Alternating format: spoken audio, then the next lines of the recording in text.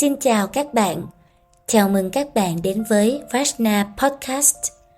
Dành cho những bạn lần đầu tiên đến với podcast này thì đây là nơi tôi chia sẻ những câu chuyện chiêm nghiệm cuộc sống liên quan đến sức khỏe và môi trường theo góc nhìn độc đáo của triết học tinh thần, cũng như những kinh nghiệm mà tôi đã tích lũy để ứng dụng vào đời sống. Tôi là Vajna Thiên Kim, một nhà hoạt động môi trường, giảng viên yoga cổ điển và triết học tinh thần, cũng như là chuyên gia trị liệu quốc tế, hoạt động trong lĩnh vực y tế và phục hồi sức khỏe tự nhiên. Chính vì thế, trong công việc của mình, tôi đã lắng nghe nhiều câu chuyện từ rất nhiều tầng lớp, và tôi muốn kể về những sự thật khá là đặc biệt mà ít khi mọi người sẽ chia sẻ, cũng như những giải pháp thiết thực đến với mọi người thông qua kinh nghiệm mà tôi đã đúc kết được. Khi nghe podcast này, các bạn sẽ trải nghiệm một không gian thư giãn tinh thần bởi tần sóng âm thanh đặc biệt giúp kích thích hệ thần kinh phó giao cảm, nên trạng thái thư giãn và buồn ngủ sẽ đến với đa số các trường hợp.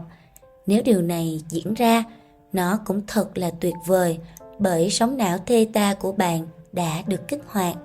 Đây cũng là điều đặc biệt khi bạn đến với Vajna Podcast.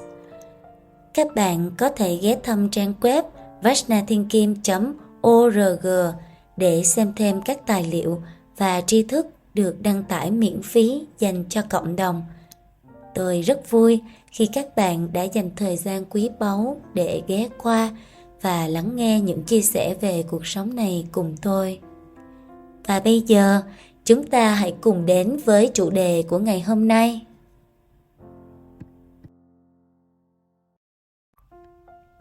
Hôm nay, tôi muốn chia sẻ về một vấn đề mà gần như hầu hết ai trong chúng ta cũng mắc phải, nhưng là hiếm ai có thể nhận ra và chấp nhận nó. Bánh xe hamster, cái vòng quay không hồi kết của công việc và tiền bạc. Điều mà chúng ta đều có thể thấy rằng xã hội đã tạo ra những giấc mơ thành công lộng lẫy và khiến cho người ta khao khát vì nó. Nhưng đó, liệu có phải là giấc mơ thành công của bạn? Bạn có bao giờ tự hỏi, tại sao mình cứ lao đầu vào công việc, cố gắng kiếm thật nhiều tiền hoặc được nhiều tiền hơn, nhưng vẫn luôn cảm thấy chưa đủ? Tại sao càng thành công, càng bước lên những nấc thang cao hơn thì bạn lại càng cảm thấy áp lực hơn? Câu chuyện này không phải là của riêng ai hết. Nó là câu chuyện của rất nhiều người, và có thể nó cũng là câu chuyện của chính bạn. Hãy bắt đầu bằng hình ảnh bánh xe hamster. Có lẽ các bạn đều biết hình ảnh này. Một chú chuột hamster đáng yêu ra sức chạy trên một chiếc xe có bánh xe quay tròn trong một cái lồng. Nó chạy rất nhanh. Nó nghĩ rằng nó đang tiến về phía trước, nhưng thật ra nó chẳng đi đến đâu cả. Bây giờ, bạn hãy thay chú chuột hamster đáng yêu đó bằng chính bạn.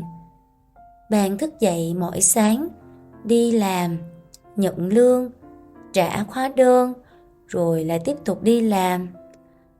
Bạn nghĩ rằng mình đang làm việc để có một cuộc sống tốt hơn. Bạn đang nỗ lực mỗi ngày càng cố gắng hơn. Nhưng cuối cùng, bạn vẫn cảm thấy mình chưa đủ. Vẫn thấy mình phải cần cố gắng hơn nữa, kiếm nhiều tiền hơn nữa. Nhưng câu hỏi là, liệu bạn có thực sự cần nhiều hơn không? Hay bạn chỉ đang vô tình bị cuốn vào một vòng xoáy bất tận không hồi kết? Giống như hình ảnh chú chuột hamster vậy đó.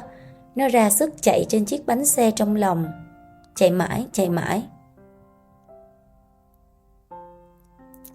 Có lẽ điều bạn không thể phủ nhận được rằng mọi thứ mà bạn đã và đang làm trong cuộc đời của mình cho đến nay, nó đều nhằm một mục đích duy nhất.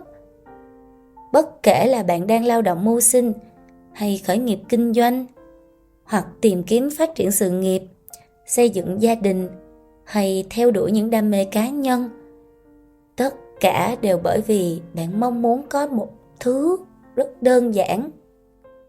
Đó chính là niềm vui, hay với một cách nói hoa mỹ hơn là bến đỗ của hạnh phúc. Thế nhưng từ một lúc nào đó, trên con đường mà chúng ta đi tìm kiếm hạnh phúc, cuộc sống đã trở nên thật phức tạp và tạo nên rất nhiều những áp lực khác nhau. Nếu chúng ta được sinh ra giống như bất kỳ loài sinh vật nào khác trên hành tinh này, có lẽ mọi chuyện sẽ đơn giản hơn nhiều. Khi đó, các nhu cầu của bạn sẽ chỉ là về cơ thể. Những nhu cầu cơ bản, một chiếc bụng no, một chốn ngủ ấm cúng thì đã đồng nghĩa với việc bạn có một ngày tốt lành rồi. Hãy thử quan sát những chú chó hay những chú mèo đáng yêu xung quanh bạn mà xem. Chúng thật sự rất đơn giản. Khi đã được lấp đầy chiếc bụng, chúng rất an nhiên, trở nên thật vui vẻ và tràn đầy hạnh phúc, phải không? Nhưng khi bạn xuất hiện trên thế giới này với cương vị là một con người, mọi chuyện đã thay đổi. Một chiếc bụng no không phải là tất cả nữa, hay một chốn nương tựa đi về cũng không phải là tất cả. Vậy khi có chiếc bụng no rồi, ta sẽ thế nào? Khi ấy, bạn sẽ có hàng trăm vấn đề vây quanh. Khi sự sinh tồn chưa được đảm bảo, thì nó sẽ là vấn đề lớn nhất của cuộc sống. Nhưng khi nó đã được thu xếp ổn thỏa, nó dường như lại không còn nhiều ý nghĩa nữa.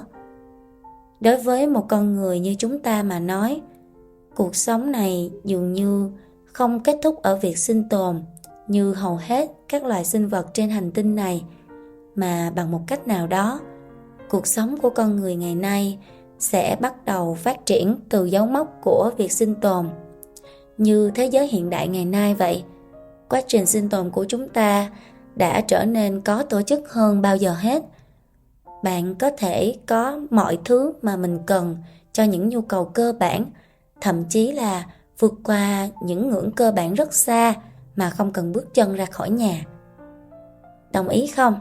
Bây giờ bạn chỉ cần ngồi đó trên một chiếc ghế thư giãn mềm mại, rồi bạn cầm một cái điện thoại, bên cạnh có một ly trà ấm với chiếc tivi, âm thanh sống động từ một chương trình Netflix yêu thích nào đấy, và rồi bạn chỉ cần lướt tìm trên những cái trang Shopee, Foodie, thì bạn ngay lập tức có thể mua bất cứ thứ gì. Và cứ thế, mọi thứ mà bạn cần sẽ xuất hiện trước cửa nhà bạn một cách nhanh chóng. Thật sự thì chưa bao giờ trong lịch sử nhân loại của chúng ta có thể làm được những điều kỳ tích đến vậy.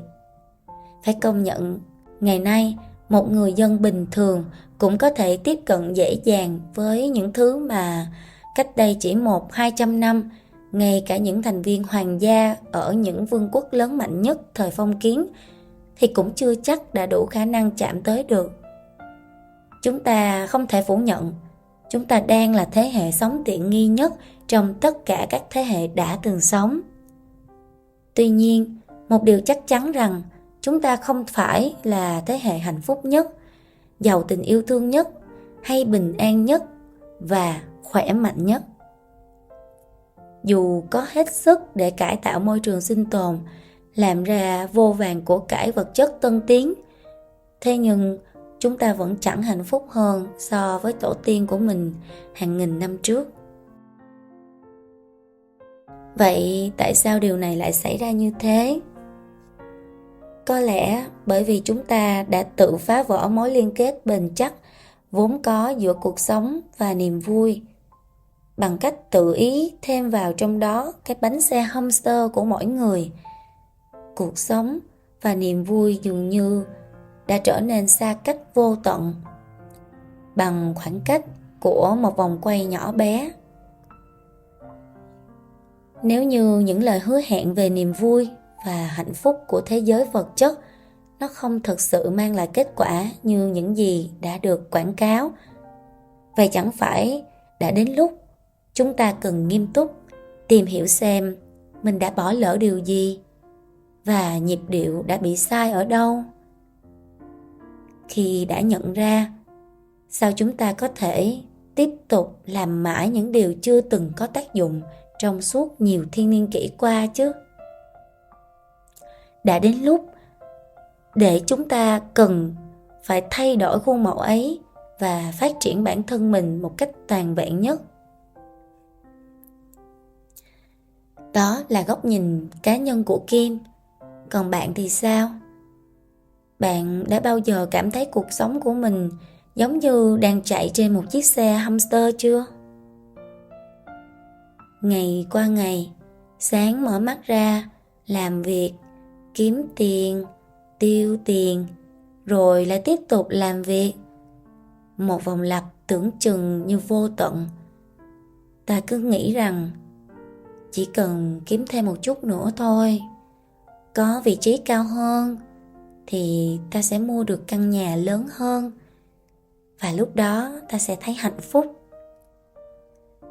Nhưng khi chạm đến những điều đó, ta thật sự nhận ra một điều: sự bất an, những áp lực, sự trống rỗng nó vẫn nguyên vẹn ở đó.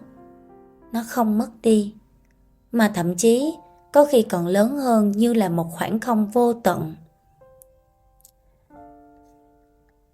Để tôi kể cho bạn nghe một câu chuyện nhỏ từ một chủ thể gần đây của tôi. Thời điểm đến gặp tôi, cô ấy vừa tròn 39 tuổi, sống tại một căn hộ chung cư khá là khang trang ở quận 7, và cô ấy sống cùng chồng cùng 2 đứa con nhỏ. Cô có một công việc quản lý cấp trung ở một tập đoàn tài chính. Nhìn vào từ bên ngoài, ai cũng nghĩ cô ấy có một cuộc sống ổn định đó, và có một gia đình viên mãn nữa. Nhưng khi cô tìm đến tôi, qua quá trình khai vấn, tôi phát hiện ra không chỉ sức khỏe thể chất mà sức khỏe tinh thần của cô ấy cũng đã ở mức báo động rồi. Cô ấy bị rối loạn nhận thức, rối loạn cả hành vi, kiệt quệ cả thể chất lẫn tinh thần. Nhưng mà điều đáng nói ở đây là mãi cho đến khi cơ thể của cô ấy thật sự suy yếu, cô ấy đột nhiên là bị đau bao tử cấp, rồi đi ngoài ra máu, thì cô mới thật sự là đi vào bệnh viện để xem cái vấn đề của mình. Mà mọi thứ nó đều bắt nguồn từ cái việc áp lực tinh thần. Bạn có biết là cô không phải là một người giàu có, mà cũng chẳng phải là một người đam mê công việc. Cô ấy làm việc hoàn toàn vì bổn phận, vì trách nhiệm. Cô tin rằng mình cần phải lao động hết sức thì mới có thể lo tốt cho gia đình, để chi trả những hóa đơn, và đặc biệt là tạo nền tảng cho tương lai của con cái. Cô kể với Kim rằng ngày nào cũng vậy đó em. Suốt 13 năm chị sống với một lịch trình cố định. Cứ 5 giờ 30 sáng thức dậy, chuẩn bị đồ ăn sáng cho con, phân công với chồng mỗi người sẽ đưa một bé đi học. Rồi 7 giờ 30 thì sẽ đến công ty, lao vào giải quyết công việc. Rồi tận đến 17 giờ 30 buổi chiều tan làm thì lại vật lộn với giao thông, đón con về, rồi còn chuẩn bị cơm nước, dọn dẹp, dạy con học. Rồi đến 10 giờ thì tiếp tục làm việc, và phải đến tận gần 1 giờ sáng thì chị mới đi ngủ. Và đặc biệt là 1 giờ sáng đó, chị nói là hôm nào mà không có những cái việc tăng ca, còn không ấy thì chắc chắn là sẽ ngủ khá là muộn với cái công việc bên tập đoàn tài chính ấy. Rồi chị luôn tự nhủ, thôi cố lên, chỉ cần cố thêm một chút nữa thôi, chỉ cần thêm một chút nữa là chị sẽ có đủ khoản tiền để lo một cái tương lai tốt đẹp cho con. Chỉ cần chịu khó một chút nữa thì chị sẽ chạm được vào cái vạch đích mà chị đã vẽ ra một cái kế hoạch từ cách đó hơn 10 năm. Nhưng rồi á, một ngày nọ, các dự án nó cứ nối tiếp lẫn nhau. Chị gần như không có cái giấc ngủ nào trọn vẹn trong nhiều tháng liên tục. Và cơ thể của chị lúc ấy bắt đầu lên tiếng. Nó phải phản ứng chứ, nó kiệt quệ rồi. Chị ấy ngất xỉu ngay tại công ty. Bác sĩ bảo là ôi chị bị kiệt sức do lao lực. Rồi những cơn đau đầu, đau nhức toàn thân nó kéo dài liên tục, đến mức là chị không còn đủ sức để làm bất cứ cái gì nữa. Nhưng mà điều làm cho chị đau lòng nhất không phải là những cơn đau thể xác đâu, mà nó chính là phản ứng của chính những đứa con mà chị đã hết lòng yêu thương. Chị đã dành tất cả sức lực, thời gian và đánh đổi luôn cả niềm vui của cá nhân để mà hy sinh vì chúng. Khi mà chị hỏi con á, mẹ đi làm vất vả như vậy để lo cho các con, thì các con có thấy mẹ thương các con nhiều không nào?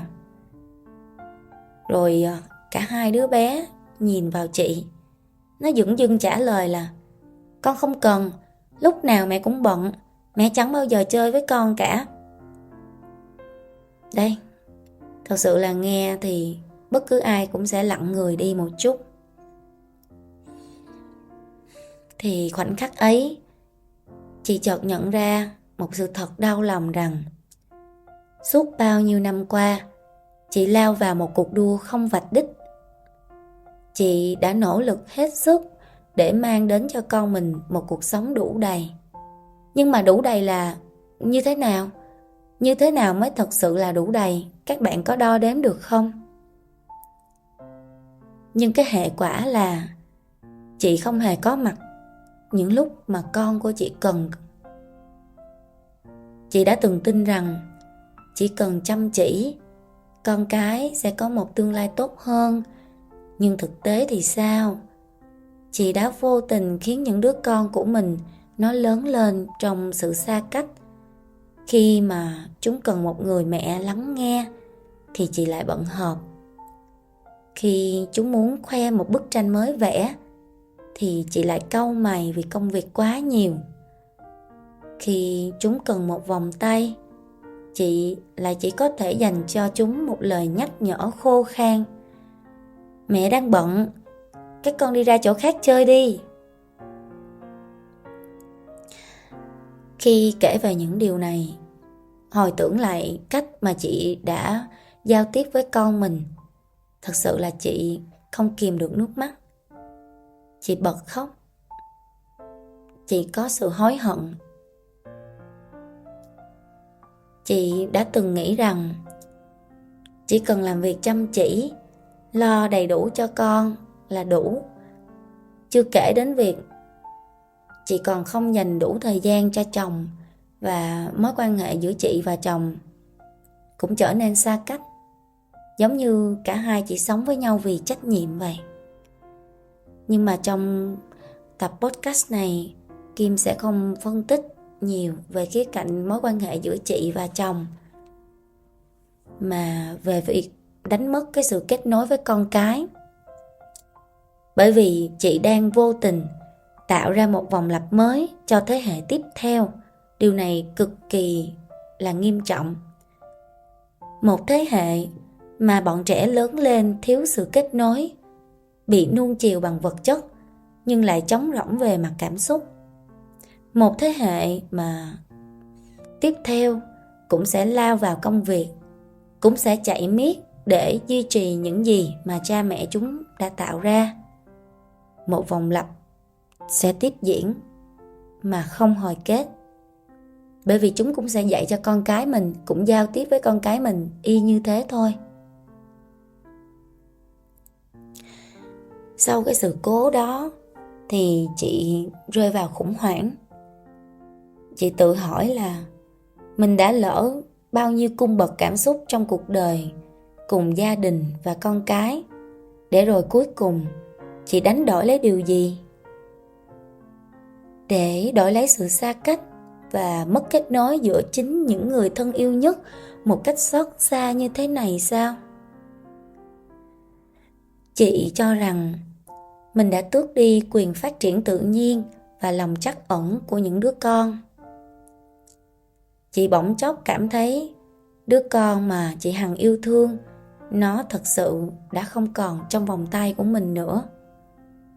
Rồi chị trở nên tiêu cực và cảm giác tội lỗi vây quanh.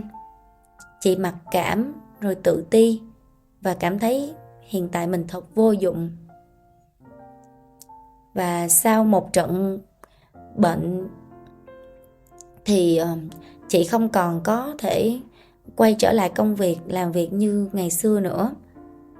Bởi vì sức khỏe của chị đã mãi mãi không còn như ngày xưa.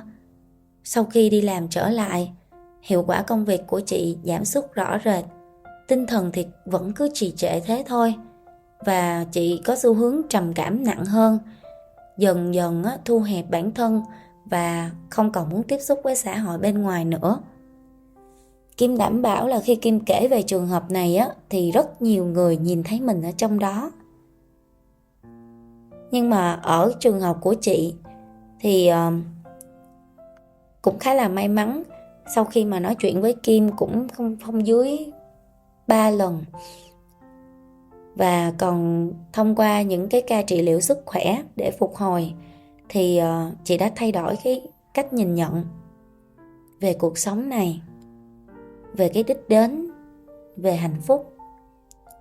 Chị đã có đủ dũng cảm để dám bước ra khỏi cái bẫy của sự thành công và làm lại từ đầu.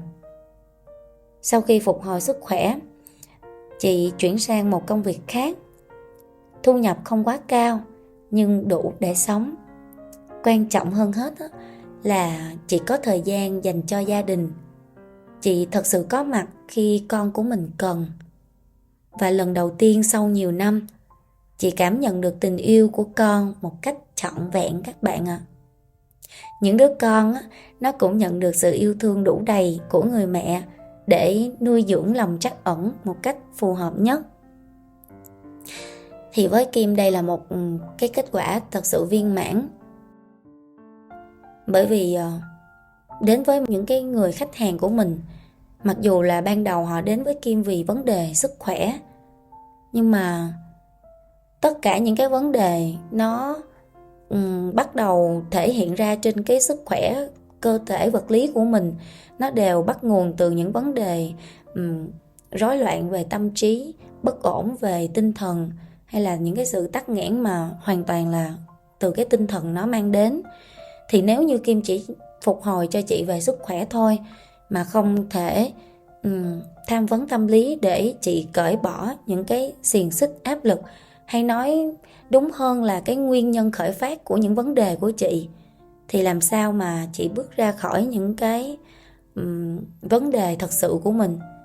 Thì như thời gian ban đầu chị quay trở lại với công việc mà chưa gặp Kim đấy, thì chị vẫn kiệt sức và còn không thể hoạt động như là trước đây mà mình đã từng khỏe mạnh để mà giống như là bán mạng vì công việc vậy.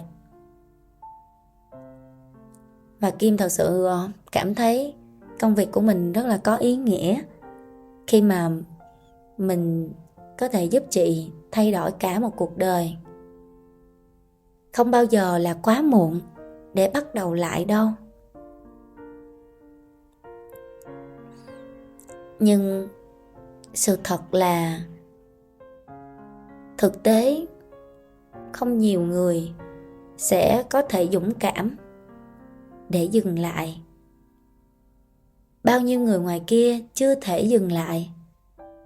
Bao nhiêu người vẫn đang mãi miết chạy mà không biết là mình đang chạy về đâu. Có lẽ điều đáng sợ nhất không phải là chiếc bánh xe hamster mà ta đang chạy trên đó, mà là việc ta không nhận ra rằng mình đang chạy.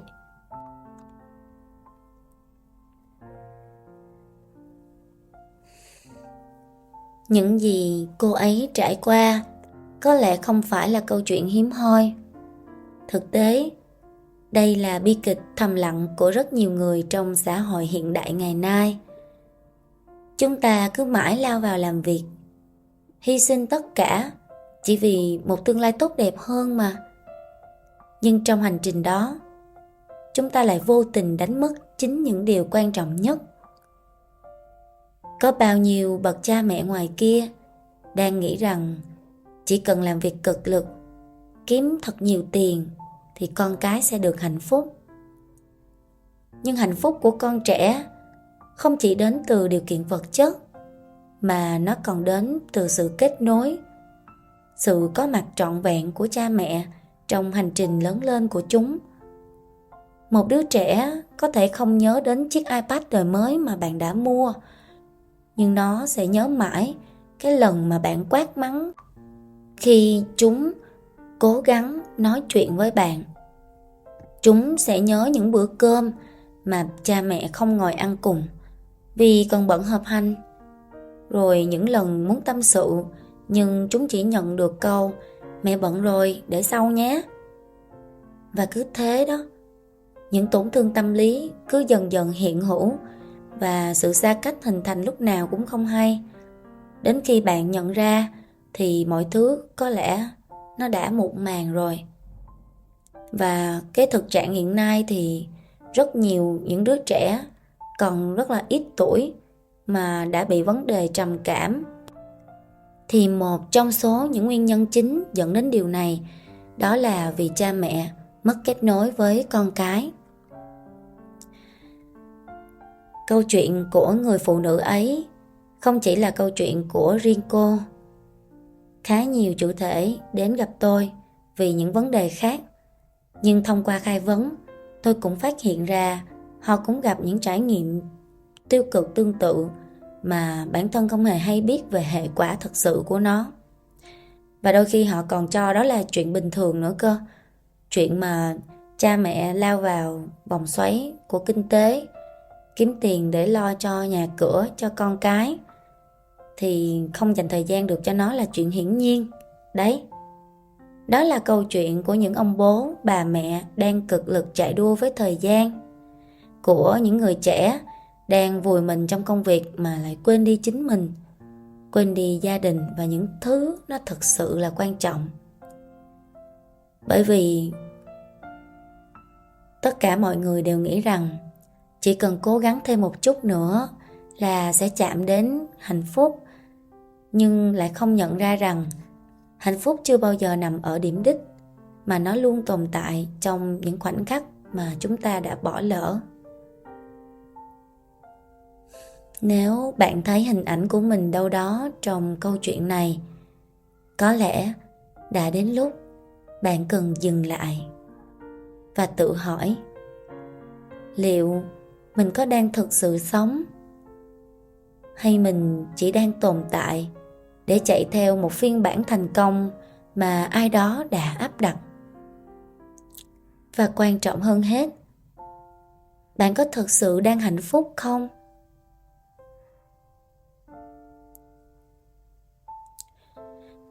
Qua quá trình tiếp xúc và làm việc với nhiều chủ thể ở các độ tuổi khác nhau và cũng làm việc trong những môi trường khác nhau, tôi nhận thấy có 3 lý do chính khiến cho họ thường dễ rơi vào cái vòng xoáy này và bị mắc kẹt luôn ở trong đó. Thì lý do đầu tiên, có lẽ cũng là lý do cố hữu nhất, đó là xã hội từ lâu đã dạy cho chúng ta tin rằng thành công tương đương với hạnh phúc. Thành công bằng hạnh phúc. Đấy, và chúng ta đã thực sự tin vào điều đó. Bạn có bao giờ tự hỏi vì sao chúng ta lại tin rằng thành công nó đồng nghĩa với hạnh phúc? Không phải ai đó đã nói với chúng ta điều này một cách rõ ràng, mà thực sự nó được khắc sâu vào tâm trí của chúng ta từ khi chúng ta còn rất nhỏ.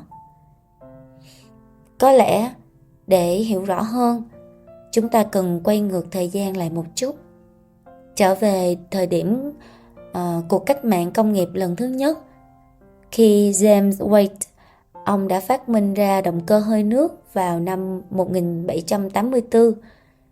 Đó không chỉ là sự bùng nổ của công nghệ, mà còn là nền móng sơ khởi cho sự ra đời của một tư tưởng mới, tư tưởng về thành công. thì kể từ đó xã hội phương Tây phát triển với tốc độ chóng mặt, và dần dần quan niệm về thành công nó gắn liền với vật chất, năng suất lao động và chủ nghĩa tiêu dùng. Những quốc gia thời đấy phát triển theo mô hình này thì họ đã nhanh chóng trở thành cường quốc, và rồi cái tư tưởng ấy nó lan rộng, trở thành một tiêu chuẩn chung mà cả thế giới hiện nay đang chạy theo. Thế là từ thế hệ này sang thế hệ khác, chúng ta lớn lên với niềm tin rằng muốn hạnh phúc, trước tiên phải thành công. Xã hội hiện đại đo lường giá trị con người như là một món hàng vậy. Dựa trên cái gì? Đó là dựa trên năng suất và thu nhập. Do đó, thành công được hữu hình hóa như là một công việc danh giá, như là bạn có một ngôi nhà rộng, một chiếc xe sang, một mức thu nhập cao, hay một địa vị khiến người khác nể phục. Xã hội thậm chí còn cụ thể điều đó thành những khuôn mẫu như cái câu từ xa xưa: một vợ, hai con, ba lầu, bốn bánh. Đấy. Tất cả những điều này nghe thì có vẻ hợp lý, đúng không? Đã nhiều thiên niên kỷ trôi qua, không ai phủ nhận cả. Mọi người luôn nghĩ là từ tấm bé thì phải học giỏi để lớn lên có công việc tốt. Có công việc tốt rồi thì sẽ kiếm được nhiều tiền. Kiếm được nhiều tiền thì sẽ có một cuộc sống đáng mơ ước. Bạn nghiệm lại đi. Bạn thấy logic này có quen thuộc với mình không? Nhưng hãy dừng lại một chút và nghĩ xem, cuộc sống đáng mơ ước ấy nó thực sự là gì? Làm việc cực lực suốt nhiều năm để mua nhà, tậu xe, để đạt được danh vọng. Rồi sao nữa? Có ai đảm bảo với bạn rằng cho đến cuối cùng, khi đạt được tất cả những thứ đó, chúng ta sẽ cảm thấy mãn nguyện và an yên?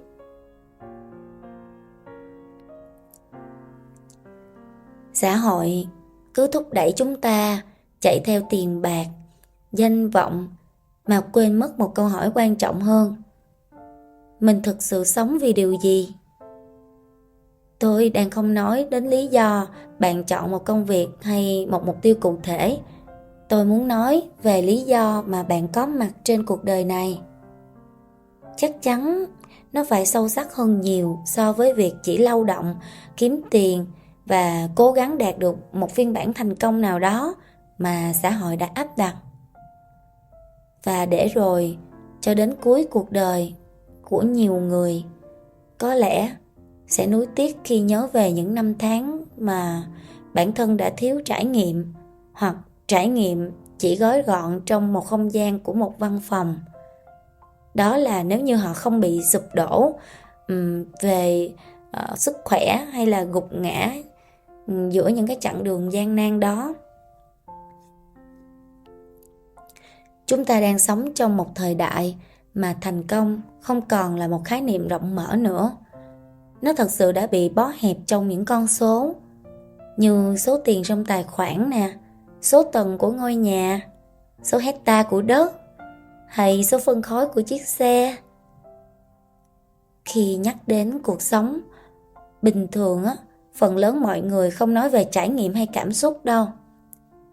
Họ sẽ nói về những thứ bên ngoài, như gia đình của tôi như thế nào, tôi có công việc gì, tôi có các mối quan hệ như thế nào, rồi căn nhà tôi đang ở là đâu, chiếc xe đang sở hữu, hay những công việc triển vọng, những kế hoạch mà họ tạo ra. Đấy, tất cả những gì có thể đến từ bên ngoài đều sẽ được đề cập. Nhưng quan trọng nhất, họ lại bỏ qua những trải nghiệm, những cảm giác thật sự của họ về chính cuộc sống này.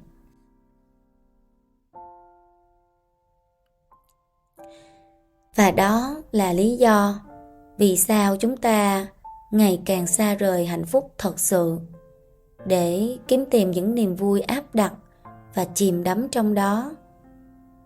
Chúng ta giống như những chú chuột hamster vậy, chạy không ngừng trên vòng quay, luôn nghĩ rằng chỉ cần chạy nhanh hơn tiến xa hơn thì một ngày nào đó cũng sẽ chạm vào được hạnh phúc. Nhưng trên thực tế, hạnh phúc cứ như một cái bóng ảo ảnh, càng cố với tới, nó càng xa rời. Để rồi khi sức cùng lực kiệt, khi bước đến bên kia của cuộc đời, nhiều người mới thật sự nhận ra họ đã dành cả đời để theo đuổi một thứ không thực sự ý nghĩa. Nhưng bạn cũng chỉ đừng nghe tôi nói, mà bạn có thể nhìn vào dữ liệu. Tôi chia sẻ với bạn điều này.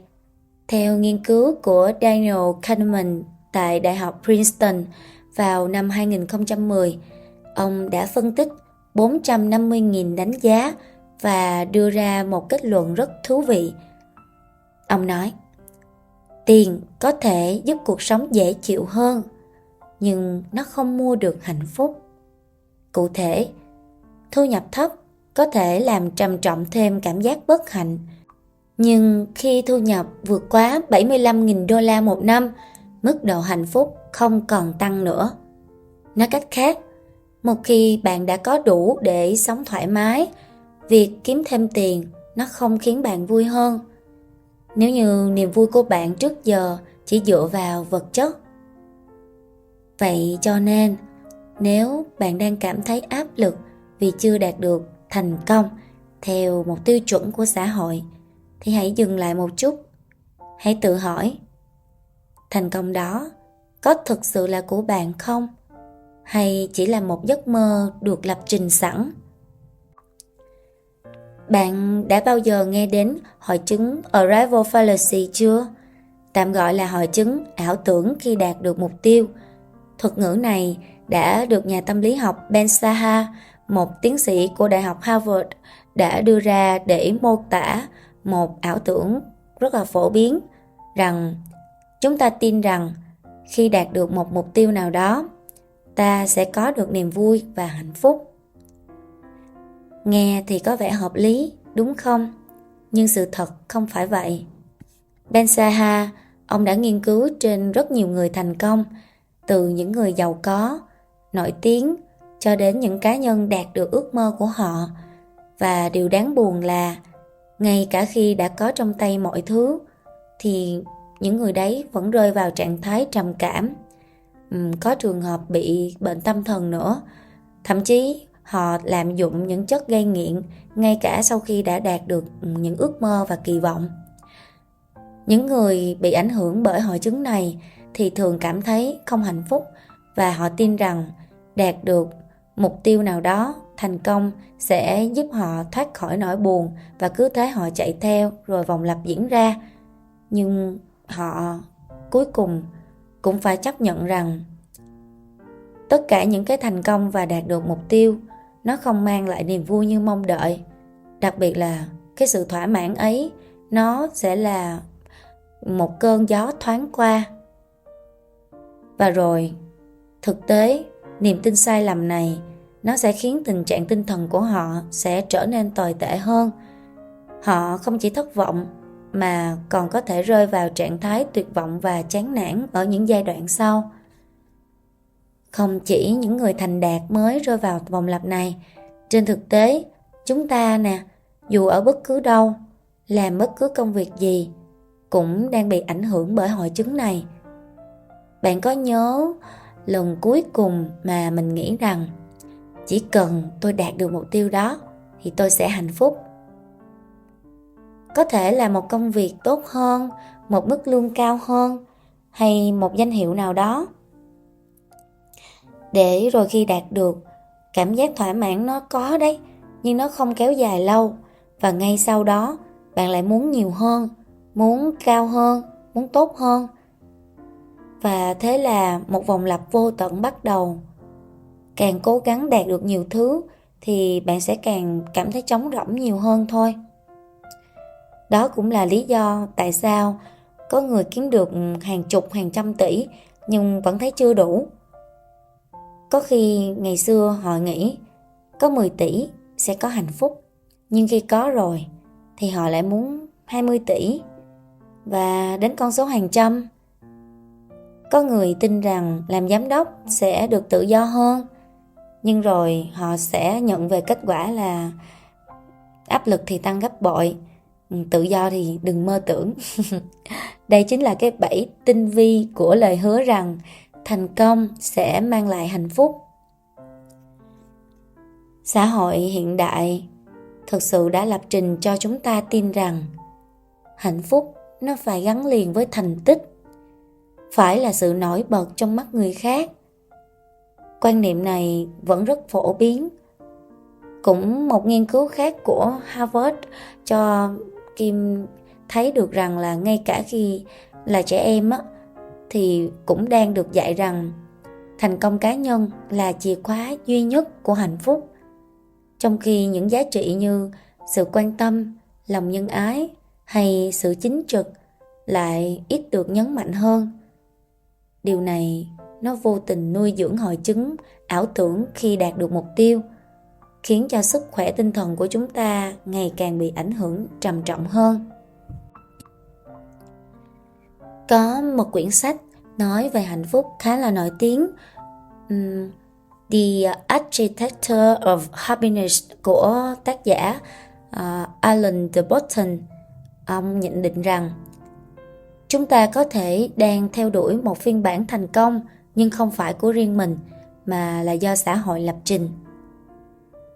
Và thực tế, rất nhiều người cũng đã bắt đầu nhận ra điều này. Thật sự đây là một điều rất là đáng mừng.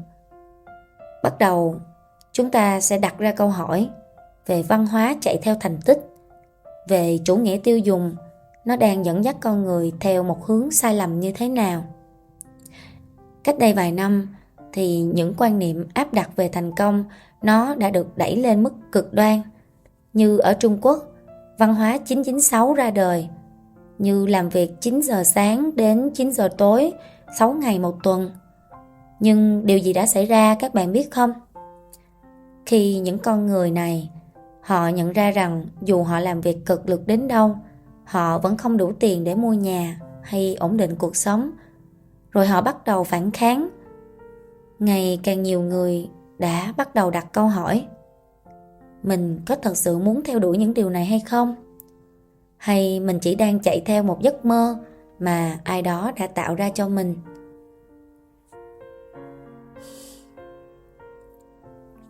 Và có lẽ đã đến lúc mọi chúng ta cũng nên dừng lại một chút để tự hỏi bản thân câu hỏi tương tự.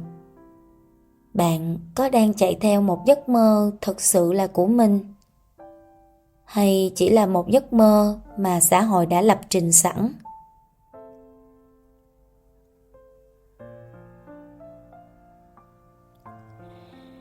Những chia sẻ của tập ngày hôm nay chứa đựng khá là nhiều thông tin đáng suy ngẫm, nhưng tôi tin rằng nó được nói ra vì bạn, và nó sẽ giúp ích rất nhiều cho cuộc sống của bạn như cách mà nó đã giúp ích cho cuộc sống của tôi. Bạn cảm thấy như thế nào về chủ đề này? Nếu có bất kỳ câu hỏi nào, hãy để lại ý kiến bên dưới phần bình luận để chúng ta có thể cùng nhau trao đổi nhé. Và hãy đón chờ phần tiếp theo của series này. Chúng ta sẽ tìm hiểu về cái bẫy của tâm lý, của chủ nghĩa tiêu dùng và những trói buộc làm suy giảm sức khỏe tinh thần của chúng ta như thế nào. Tôi xin tạm dừng những chia sẻ của mình trong tập ngày hôm nay tại đây. Nếu bạn thấy nội dung này hữu ích, hãy ấn like và share để cùng lan tỏa đến nhiều người hơn nhé. Bên cạnh đó, như thường lệ, nếu bạn chưa đăng ký kênh, hãy ấn vào nút đăng ký ở phía dưới và đừng quên bật chuông thông báo để khi có nội dung mới, YouTube sẽ thông báo ngay cho bạn.